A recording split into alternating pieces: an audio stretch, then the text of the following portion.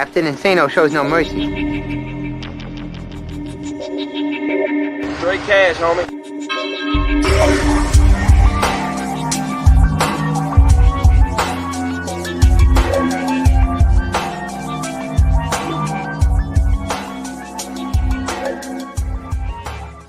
Hold on to your butts.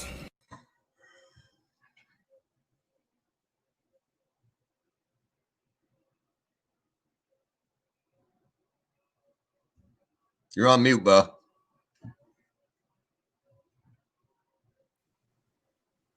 All right, can you hear me now? I can hear you now. All right, perfect. That was weird. Anyway, welcome back to the Basement Monsters Game Day podcast. I'm Ivan Vargas. That's Luke Nettles. Halftime. This is over. This game's over. The Buccaneers will have their 10th win of the season. That moves them, 10-5, I believe. Mm-hmm. And, the Detroit Lions had no shot as soon as Matt Stafford went down.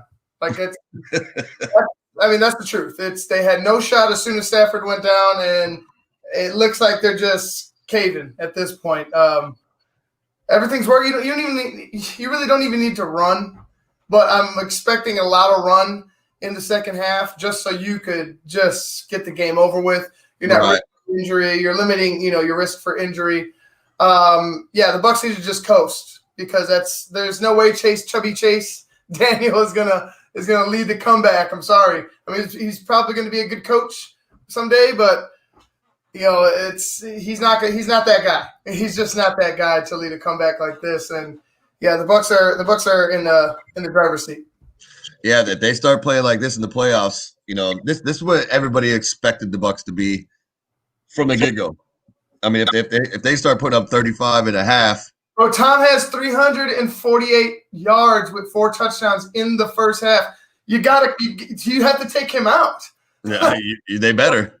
Like, you have to. That's all I know. You better take Tom Brady out. Like, his game is done. His day is done. 22-27, 348, and 4 TDs. His game is done. It's going to be Keyshawn Vaughn and Leonard Fournette. God bless Leonard. Leonard Fournette is he looks like the laziest running back in the world. God, I agree. You see his pass blocking?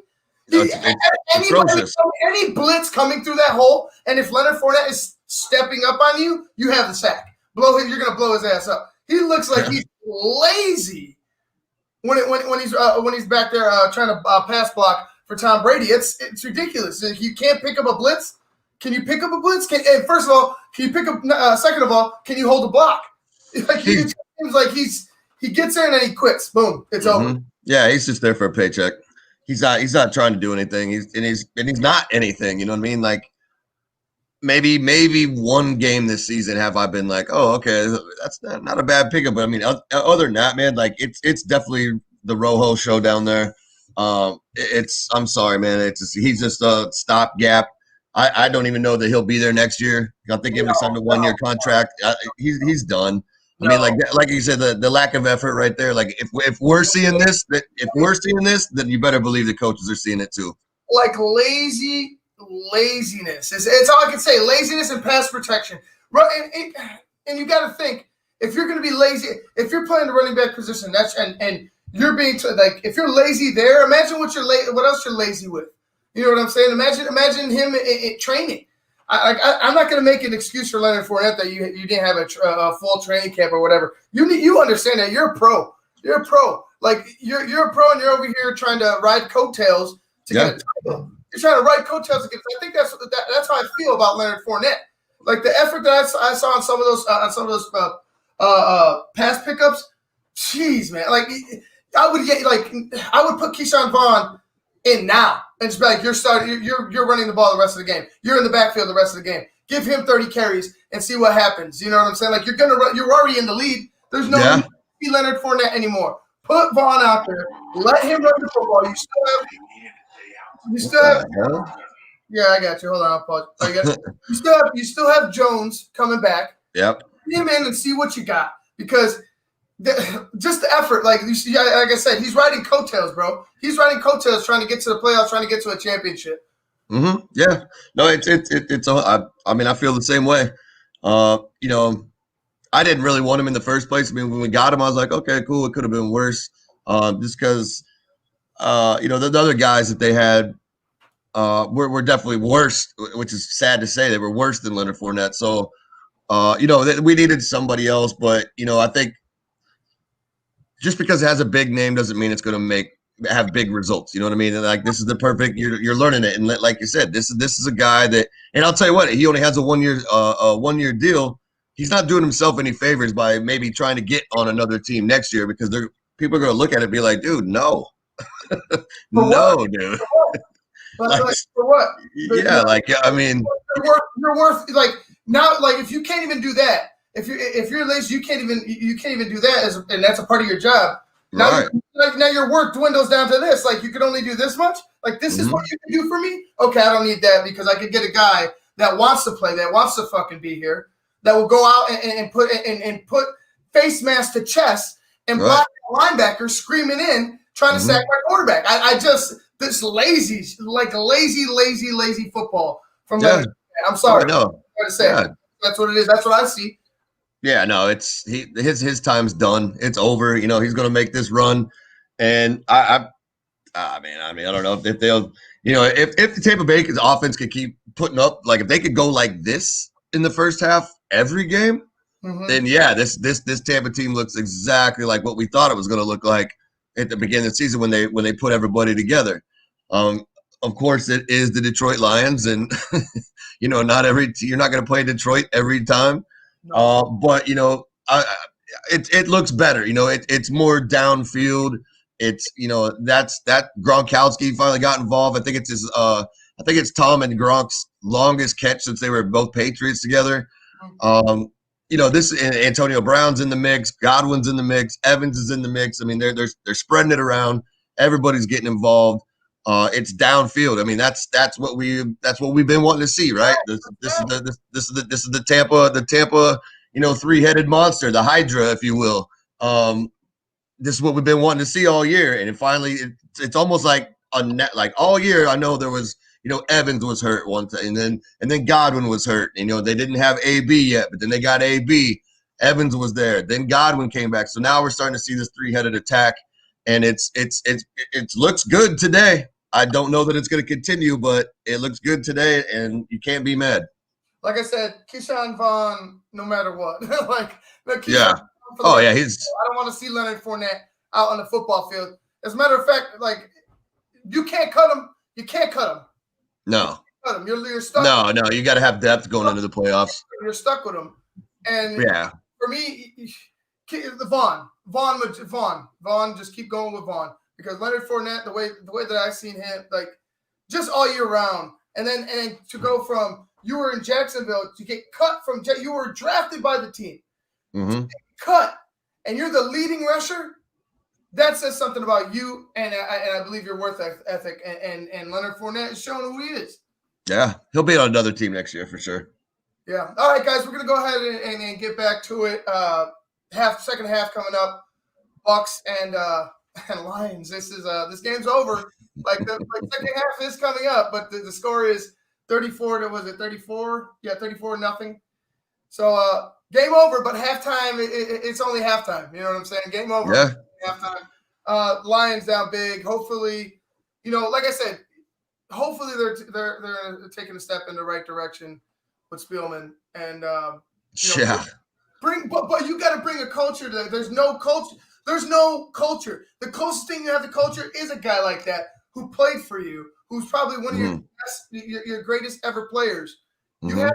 I truly believe you have to bring that. Not all the time, because throughout the years, you're going to establish different type of culture. As long as you know who you are as a football team. And right now, for too many years, the Lions have been wandering in the wilderness, just looking for an answer.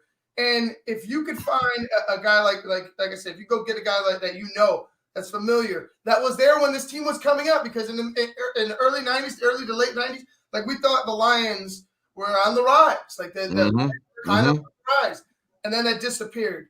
And I think you need to get back to that tradition type of focus. Who are we? Have some pride in yourself. Not saying that needs to be the answer forever, right? But for a Lions team who doesn't have an identity, who hasn't had an identity since Barry left, And honestly, maybe Matt Stafford is your identity. Maybe Megatron's your identity, but that didn't seem to work out too But well. Matt Stafford may not be there. He may not be there anymore. So like I feel like the Lions know that they're going in a different direction after this year. That this is a true watershed moment in their franchise's history, because Detroit is tired of watching the Lions be the Lions year in and year out. It's the Cleveland to the West. Yeah. It's the Cleveland to the West. Just jump the lake over there. A little further southwest, you'll find the other Cleveland on the other. Oh yeah. It's rough. I mean, it is tough to be in their predicament. I mean, like, if you were going to give a rah-rah speech, you can't say play like a lion. Or, you know what I mean? Because it's like, if you're saying that, then you're just saying like, hey, play like shit. You know what I mean? Yes. So like, you know what I mean? Hey, you know who'd be a good fit there though? Leonard Fournette. He'd be exactly a good fit in Detroit. Play like a lion, Fournette. Yeah, exactly. No.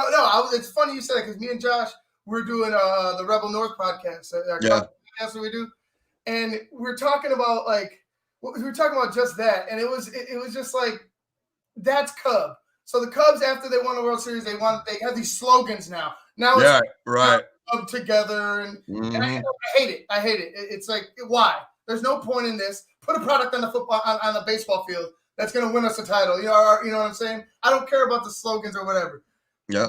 The one that I hated the most, and Josh agreed, that's Cub, right? You just won the World after 108 years. You just won the World Series, and you want to go ahead and bring on a slogan that pretty much implies that you are always a winner. Like, that's just what we do now. Winning the World Series, that's Cub. Like, get the hell out of here, dog. Cub, Cub, you want to know what Cub was? Cub was watching your team lose 100 games a year while still going out and paying to go watch these bums out on the field. Right. Cub was going out and being like, all right, we're just going to get bombed at Wrigley. So whoever the hell wins. Right. Yeah. Cub.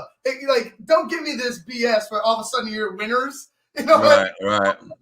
In the blink of an eye, they've always won. Like, get the hell out of here. Like, I just can't buy that crap. But I mean, hey, it sells a few more T-shirts. It puts a few more dollars in somebody's pocket.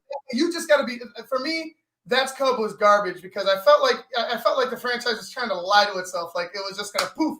All of a sudden, we're this great. You had found some success, which is great, but you can't jump to that. And the Detroit Lions should understand that. You need to realize who you are. They need to bring in a dominant alpha coach. That's what they need to do. Right. They need to bring in a guy that is, been around, a guy that commands the respect, and a guy that knows how to lead the troops. I mean, that's what they need. That's where it's going to start. They had Jim Caldwell though, dude, and just like Lovey, Jim Caldwell got fired. So maybe Lovey goes there. Right, and I want to end on a Bears thing real quick, because maybe Lovey does go there. Who knows? That's actually not that bad of an idea. Right. But, possibly, maybe they want to go younger. Oh yeah, that's the new thing.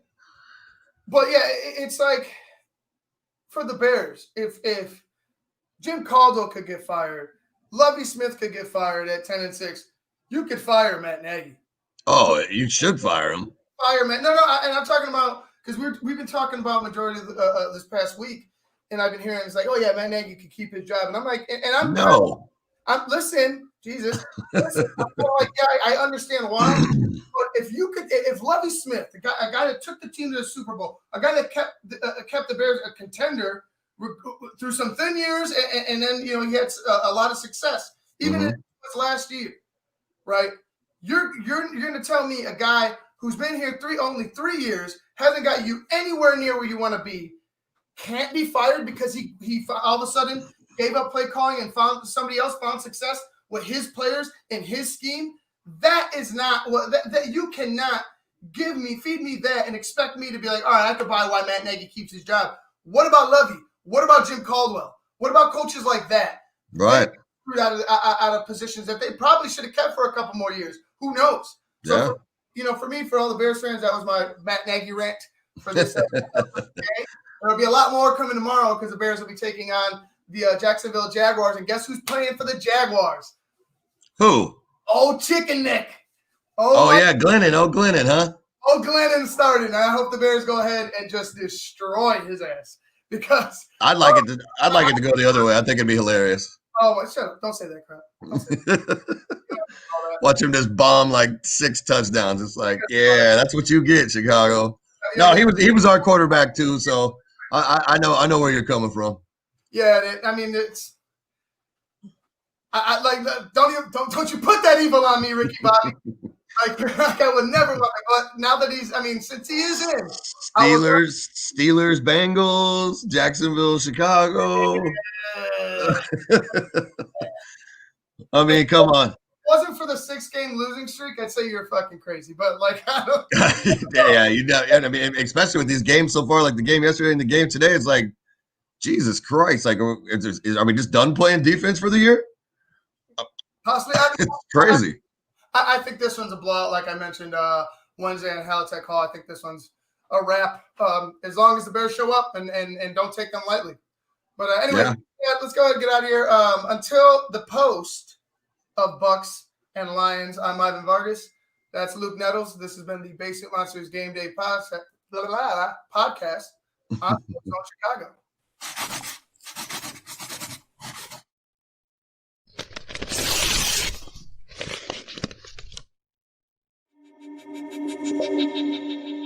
Captain Insano shows no mercy. Straight cash, homie.